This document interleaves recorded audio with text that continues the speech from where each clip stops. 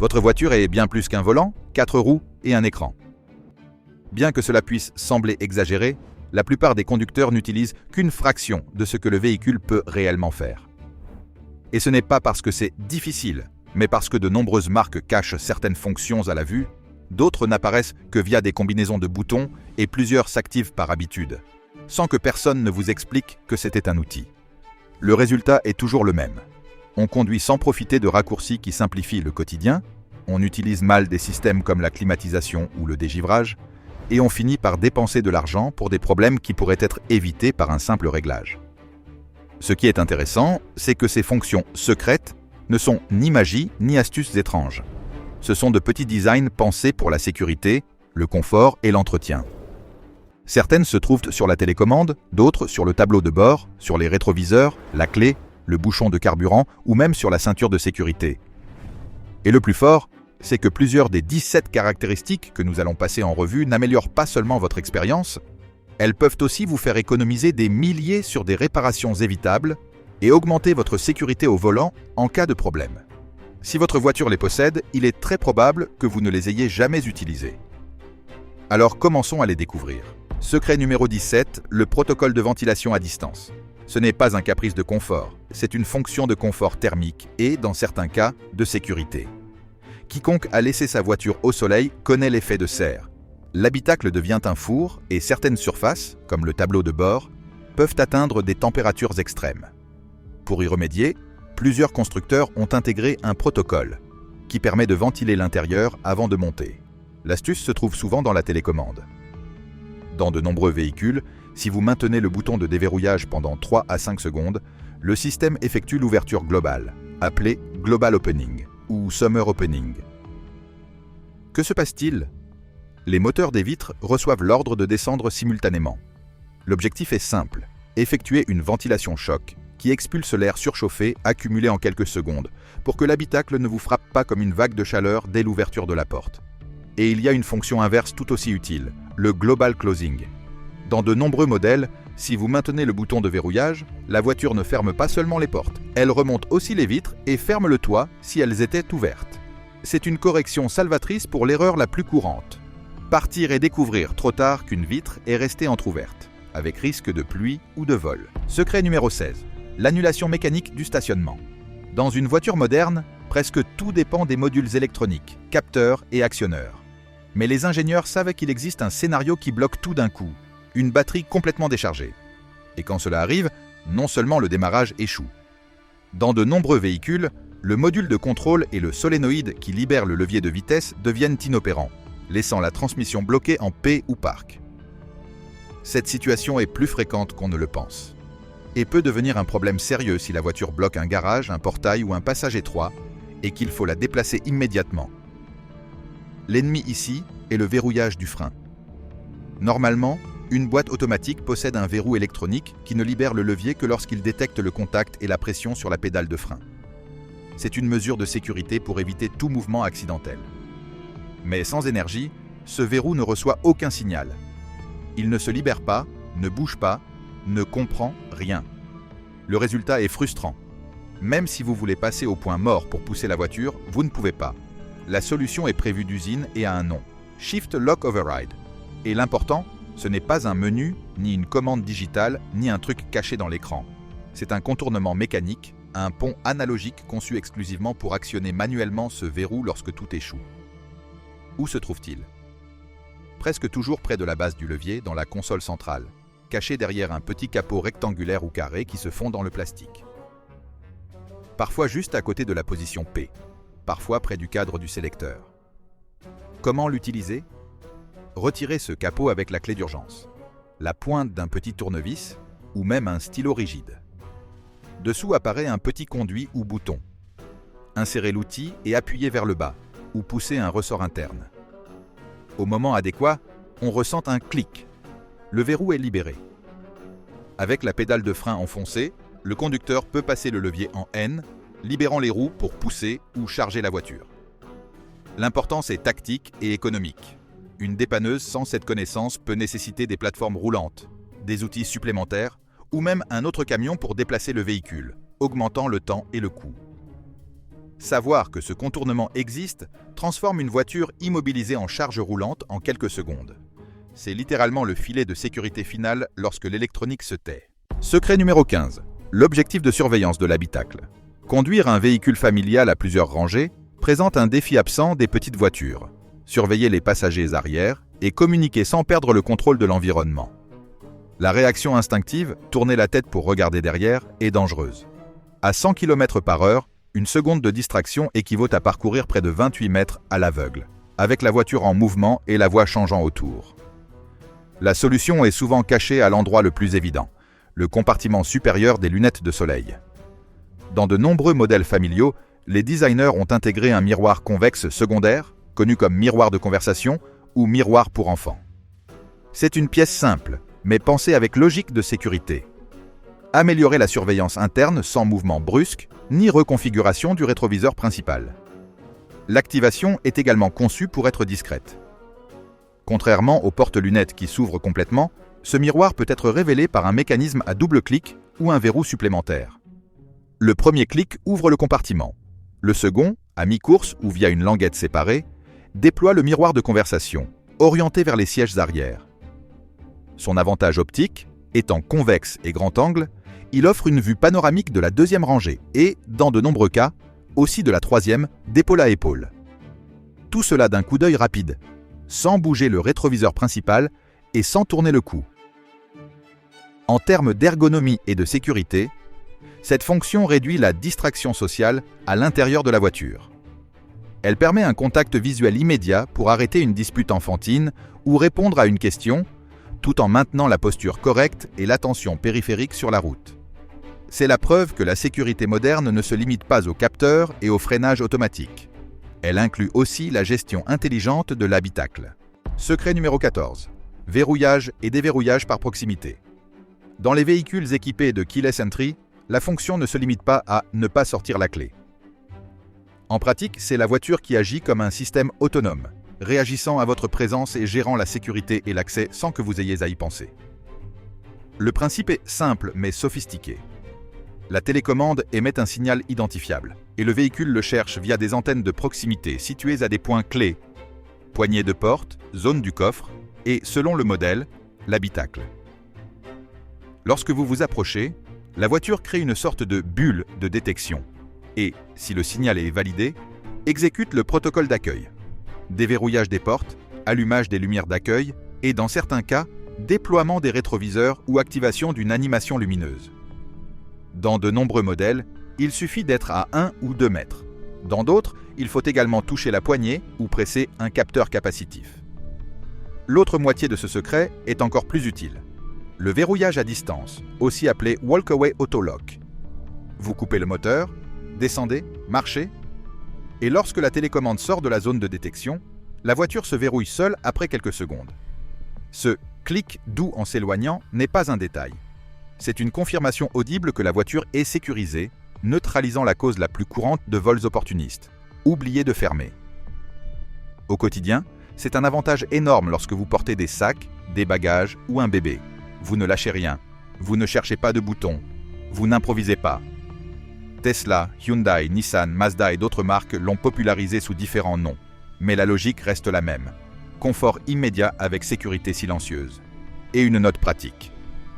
Dans certaines voitures, cette fonction peut être activée, désactivée ou ajustée dans le menu « Commodité ». Et il est utile de le connaître pour éviter les surprises. Ou pour la renforcer lors de stationnements prolongés. Secret numéro 13. Annulation de la télécommande et serrure cachée. Si le secret 16 résolvait le problème de déplacer la voiture lorsque tout était mort, celui-ci concerne une étape encore plus basique. Entrer dans l'habitacle lorsque la télécommande a cessé de fonctionner. Et la cause la plus courante n'est pas une panne de voiture, mais quelque chose de beaucoup plus simple. La pile CR2032 de la télécommande est épuisée. Le résultat est frustrant. La voiture est parfaite, mais le propriétaire est dehors, comme si ce n'était pas son véhicule. La première partie du plan de secours est dans la télécommande elle-même. La plupart des clés modernes cachent une clé métallique d'urgence. Pour l'extraire, localisez un petit loquet, bouton ou interrupteur coulissant sur le côté ou l'arrière de la télécommande. Il est généralement discret, parfois avec une texture minimale. Appuyez sur ce verrou et la lame métallique glisse vers l'extérieur. La deuxième partie est la ruse élégante de l'ingénierie moderne. Le cylindre de serrure existe mais est caché pour ne pas rompre le design de la porte.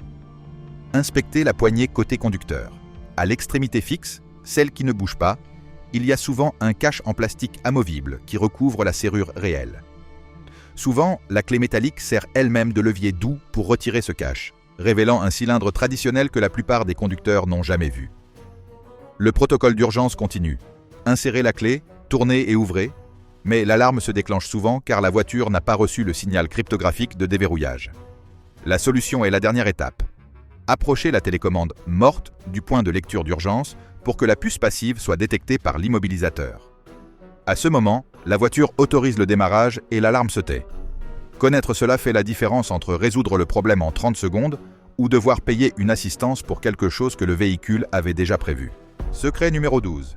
Le bouton de contrôle de traction. Ce bouton, avec l'icône d'une voiture et des lignes ondulées, n'est pas une décoration du tableau de bord ni une simple lumière d'avertissement. C'est l'accès direct à l'un des systèmes de sécurité active les plus importants du véhicule. Le contrôle de traction est, dans de nombreuses voitures, son grand frère, le contrôle électronique de stabilité. Comprendre ce qu'il fait, et surtout quand il est judicieux de le désactiver, peut faire la différence entre sortir d'un embouteillage ou rester coincé. En conditions normales, le contrôle de traction travaille pour maximiser l'adhérence. Il utilise des capteurs de vitesse sur chaque roue pour détecter le patinage. Si une roue tourne plus vite qu'elle ne devrait, le système réagit de deux manières. Premièrement, il réduit la puissance. Il coupe la livraison du moteur pour éviter que la roue patine davantage. Deuxièmement, il applique un freinage sélectif. Il envoie des impulsions de frein à la roue qui patine pour transférer le couple à celle qui a de la traction. Sur l'asphalte mouillé, dans les virages rapides ou au démarrage sur peinture glissante, c'est précieux. Mais il y a un paradoxe. Dans la neige profonde, la boue épaisse ou le sable meuble, le fonctionnement normal du TC peut devenir contre-productif. Il faut que les roues tournent, déplacent de la matière et génèrent de l'inertie. Le système interprète cette rotation comme un patinage et en coupant la puissance, il vous étouffe, exactement quand vous avez besoin de pousser. La voiture perd de la force, comme si elle refusait de bouger. C'est là qu'intervient la manœuvre de survie. Dans de nombreux modèles, maintenir le bouton pressé pendant 3 à 5 secondes désactive temporairement le contrôle de traction. Cela permet une rotation contrôlée qui donne l'impulsion nécessaire pour sortir du bourbier. La règle finale est claire. Une fois sur une surface solide, réactivez-le. Sur la route, ce système est votre allié silencieux. Hors route, il faut parfois le laisser reposer quelques secondes pour pouvoir s'échapper. Secret numéro 11. Le curseur latéral du pare-soleil. Le pare-soleil semble être la pièce la plus simple de l'intérieur, jusqu'à ce qu'il échoue au moment le plus critique. Le scénario typique est le soleil bas, entrant en angle oblique par la fenêtre latérale du conducteur. Vous tournez le pare-soleil, le décrochez du plafond et le déplacez vers la fenêtre, comme toujours. Et c'est là que le problème apparaît. Entre l'extrémité du pare-soleil et le rétroviseur, il reste souvent un espace vitré non couvert. Ce petit espace suffit pour que le soleil pénètre exactement là où il dérange le plus, créant un éblouissement aveuglant et un véritable angle mort lumineux. De nombreuses voitures résolvent cela avec une solution aussi simple qu'efficace. Un mécanisme coulissant intégré au pare-soleil. Ce n'est pas un accessoire séparé ni un truc étrange, c'est une partie du design. Une fois que le pare-soleil est orienté vers la fenêtre latérale, le conducteur n'a qu'à saisir le bord intérieur et le glisser vers l'arrière du véhicule. Dans certains modèles, le système est télescopique. Dans d'autres, il glisse sur un rail interne avec une extension supplémentaire. Le bénéfice est immédiat. Le pare-soleil étendu couvre complètement le vitrage latéral, éliminant cet espace par lequel passent les rayons les plus agressifs. Cela semble un détail mineur, mais en conduite réelle, c'est énorme. Cela réduit la fatigue visuelle, améliore la lecture de l'environnement et, surtout, élimine un facteur de distraction qui oblige à plisser les yeux, changer de posture ou tourner la tête pour chercher de l'ombre. C'est l'une de ces pièces d'ingénierie peu coûteuses qui, lorsqu'on les découvre et qu'on les utilise correctement, donne l'impression que la voiture avait la solution depuis le début. Il ne manquait que quelqu'un pour vous le dire. Secret numéro 10. Compartimentage intelligent. Les designers d'intérieur automobile travaillent sous un mandat silencieux. Exploiter chaque centimètre de l'habitacle sans compromettre la sécurité, l'esthétique ni l'ergonomie. De cette obsession naissent les espaces de rangement invisibles. des zones de densité cachées qui ne sont pas de simples creux, mais des compartiments conçus pour stocker les objets essentiels de manière sûre, discrète et immobilisée. En d'autres termes, la voiture ne transporte pas seulement des personnes, elle transporte aussi un petit système logistique personnel. Un exemple classique se trouve sous le siège. Dans de nombreux SUV et minivans, il existe un bac ou tiroir coulissant sous le siège passager avant ou même sous le coussin. C'est l'endroit idéal pour des documents, de l'argent d'urgence, une lampe de poche ou une mini-trousse de premier secours, cachée à la vue, mais accessible rapidement sans ouvrir le coffre ni exposer le contenu. Un autre niveau est offert par les conteneurs de plancher. Dans plusieurs véhicules familiaux, on trouve des compartiments profonds intégrés au sol de la deuxième rangée, fermés par des couvercles rigides. Dans certains modèles, ils sont liés à la conception des sièges rabattables, comme les solutions type Stow & Go, mais leur valeur pratique va bien au-delà. Parfait pour ranger outils, chaînes à neige, gants, câbles de démarrage ou équipements d'urgence, sans prendre d'espace visible ni rouler à chaque virage. Il y a ensuite les zones de chargement latérales. Derrière des panneaux recouverts de moquettes du coffre ou dans des cavités latérales, de nombreuses voitures cachent des emplacements conçus pour bouteilles d'huile, liquide lave-glace, triangle, kit de gonflage ou compresseur. L'objectif est de maintenir ces objets immobiles pour éviter bruit, choc et dommages pendant la conduite. Ce type de compartimentage transforme la voiture en base d'opération mobile, réduit le désordre, garde l'essentiel à portée de main et surtout, empêche que les bagages deviennent des projectiles internes en cas de freinage brusque. Secret numéro 9. Le bouton de recirculation intelligent, AC Max. Ce bouton avec une flèche courbée à l'intérieur du contour d'une voiture est souvent traité comme un simple refroidissement rapide. Mais en réalité, la recirculation est l'un des outils les plus importants du système de climatisation. Elle sert de défense contre les contaminants extérieurs et comme ressource clé pour améliorer l'efficacité énergétique. Lorsqu'elle est activée, la ventilation ferme la trappe d'admission extérieure et cesse de prendre l'air de la rue. À la place, elle fait circuler l'air déjà présent dans l'habitacle. Cela est vital dans des situations très précises. Quand vous suivez un camion diesel, traversez un tunnel dans un trafic dense ou dans des zones enfumées. L'effet est immédiat. Réduit l'entrée des odeurs, particules et gaz gênants, protégeant les occupants d'une exposition inutile. Mais le bénéfice invisible se trouve dans la consommation. En été, recirculer est l'astuce la plus efficace pour refroidir. L'air intérieur est déjà plus proche de la température cible. Donc, le compresseur de la climatisation n'a pas à lutter constamment contre l'air chaud extérieur. Lors de longs trajets par temps chaud, maintenir la recirculation active réduit la charge du système, diminue l'effort du moteur et peut, par extension, aider à réduire la consommation de carburant. Attention toutefois à une erreur fréquente. En hiver ou dans des environnements humides, laisser la recirculation activée trop longtemps peut devenir problématique. En recirculant l'air expiré par les occupants, chargé d'humidité, le niveau de vapeur dans l'habitacle augmente et les vitres commencent à s'embuer. C'est pourquoi de nombreuses voitures modernes désactivent automatiquement la recirculation après quelques minutes ou lorsqu'elles détectent certaines conditions. Secret numéro 8. L'avertissement de plaques de glace, flocons de neige. Beaucoup de conducteurs le considèrent comme un détail décoratif du tableau de bord. Un flocon de neige apparaît, parfois un bip, et à côté, la température extérieure. Mais en réalité, ce n'est pas seulement un thermomètre. C'est une fonction de température critique, un système de sécurité passive conçu pour avertir du moment où l'eau peut changer d'état sur la route et transformer l'asphalte en piège. Le système est programmé pour activer une alerte visuelle lorsque la température descend sous un seuil spécifique, généralement entre 3 et 4 degrés Celsius. Et le détail important, le 0 n'est pas utilisé comme référence. Les ingénieurs n'attendent pas que l'air atteigne 0 degrés Celsius, car la route ne se comporte pas comme l'air.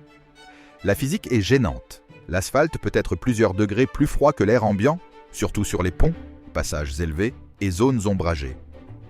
Le vent, le rayonnement nocturne et le manque de masse thermique dans certaines structures font que ces surfaces perdent de la chaleur plus rapidement.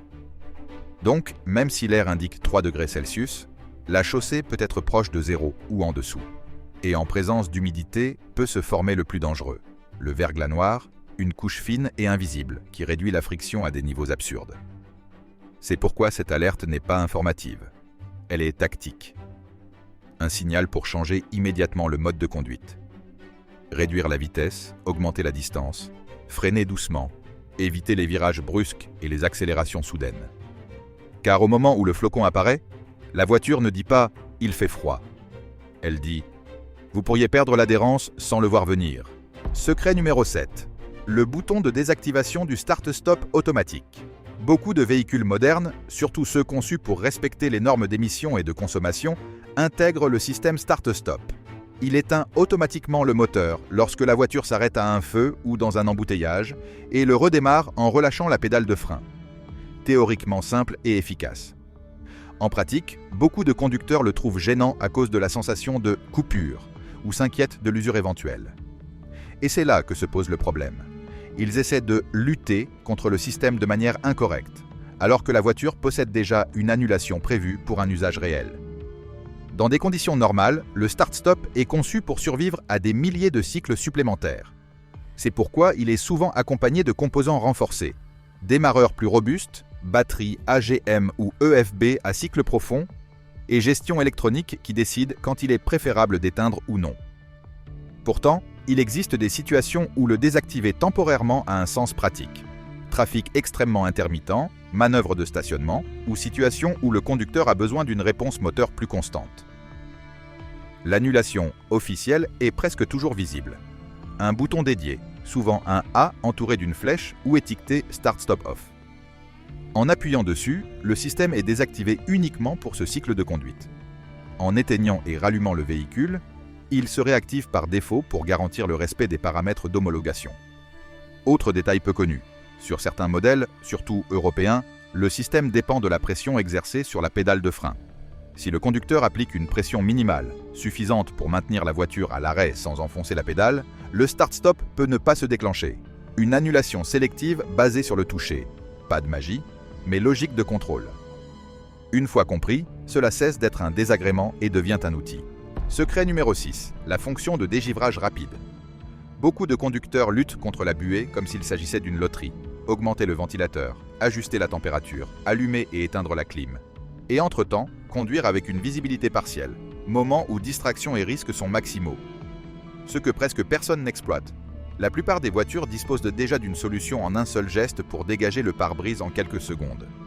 Ce mode anti-buée est souvent identifié par l'icône d'un pare-brise avec des flèches, dans de nombreux modèles comme Max ou une position de pression spéciale. Lors de son activation, le système exécute automatiquement un protocole combinant 3 actions clés en même temps, sans réfléchir. Premièrement, activer le compresseur de la climatisation. Ce point est souvent mal compris. Même par temps froid, la clim fonctionne comme un déshumidificateur, extrayant l'humidité de l'air. Cette humidité se condense sur le verre et forme le film de buée.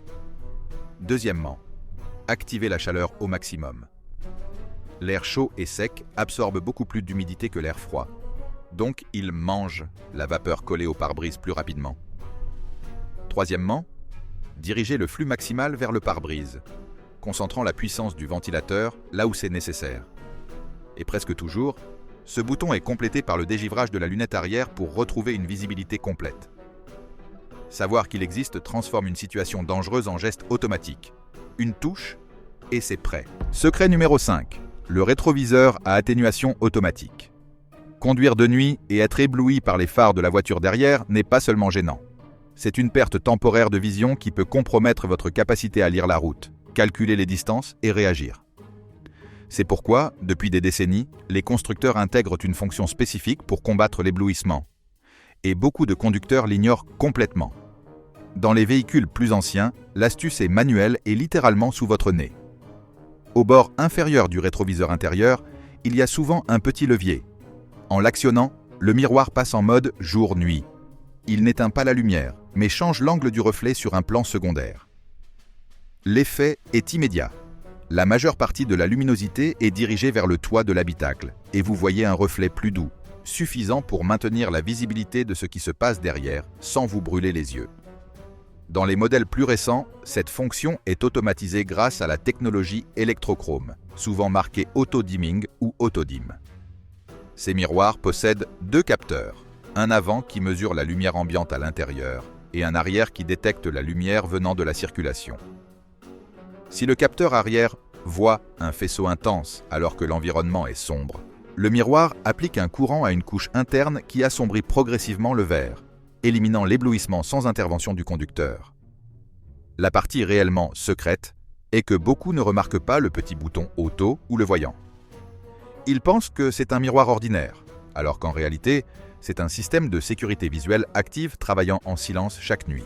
Secret numéro 4. Le réglage télescopique et d'inclinaison du volant. Bien que cela semble basique, la plupart des conducteurs ajustent le siège et les rétroviseurs, et oublient le volant. Et cette erreur se paie par la fatigue, une mauvaise posture et, le plus grave, une géométrie de sécurité moins efficace face à l'airbag. Le volant n'est pas là juste pour tourner. Sa position définit comment travaillent vos bras, vos épaules et la distance réelle au coussin gonflable. La plupart des véhicules ont un levier de libération sous la colonne de direction. Beaucoup croient qu'il sert uniquement à monter ou descendre le volant, mais il permet en réalité deux mouvements, inclinaison et réglage télescopique. L'ergonomie correcte repose sur une règle simple et très efficace. Avec le dos appuyé contre le dossier, le conducteur doit pouvoir poser le poignet sur le haut du volant sans décoller l'épaule du siège. Ainsi, en conduisant, les bras restent légèrement fléchis et vous pouvez tourner avec contrôle sans vous étirer ni vous recroqueviller. Et voici le point critique, la sécurité de l'airbag. Un volant trop proche peut transformer le déploiement en un coup dangereux.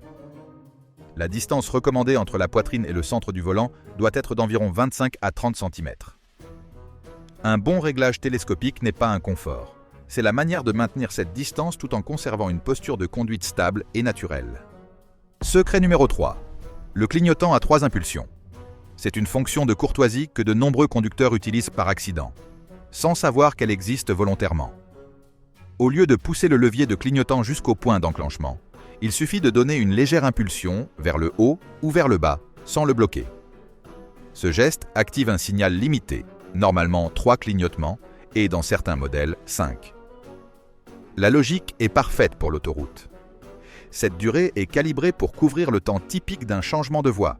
Vous signalez, vous vous déplacez, vous redressez le volant, et le signal s'éteint seul, sans avoir besoin de toucher à nouveau le levier pour l'annuler. Le résultat dépasse le simple confort. C'est de la sécurité. Sa facilité d'utilisation incite le conducteur à signaler plus souvent, même lors de manœuvres subtiles, de dépassements courts ou de corrections de voie où beaucoup ne mettraient pas le clignotant par paresse, ou pour ne pas le laisser allumer.